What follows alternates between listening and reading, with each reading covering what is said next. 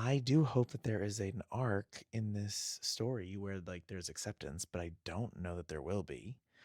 And I'm thinking like, do I need to read the book while this is happening? Because I feel like I would be kind of interested in doing that. So I actually might get the book on my Kindle and then I'll be able to read it. And then I'll like be really diving into this whole thing, which I think is actually kind of fun. Like I've needed something to dive deep in on. And I'm like happy that this is the one that has been brought to my attention.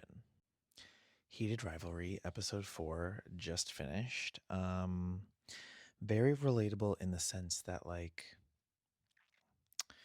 I think people will assume that like, oh, these characters are bisexual.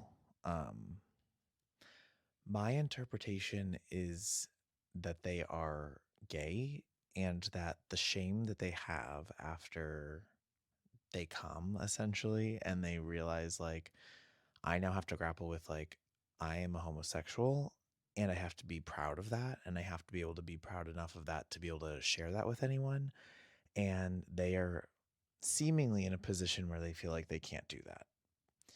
And I think a lot of gay people go through that feeling of like feeling like there's no way that I can even come to that conclusion because I'm so shameful of it after it happens that like how on earth would anyone else accept that?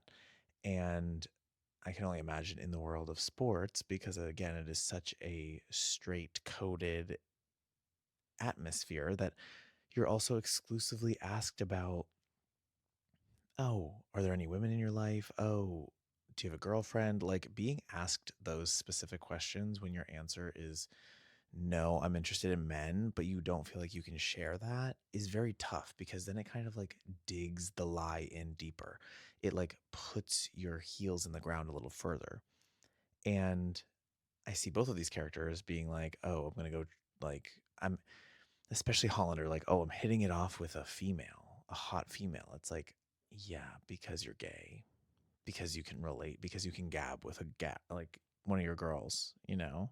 And then you kind of mistake it for, oh, is this what I'm supposed to feel like as in a relationship with a woman?